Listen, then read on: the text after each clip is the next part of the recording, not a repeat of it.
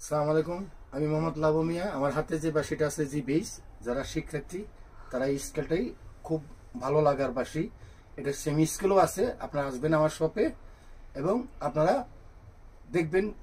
আমার ছেলে মেয়েরাও যারা তারা সবাই আপনাকে দেখাই দিবে। আর মোটামুটি আমি মাঝে মাঝে আসি, আপনাদের জন্য একটু সুর বাজাচ্ছি। ভালো লাগলে আমাকে দোয়া করবেন, আমি জানি মাঝে মাঝে আপনাদেরকে কিছু শোনাইতে পারি।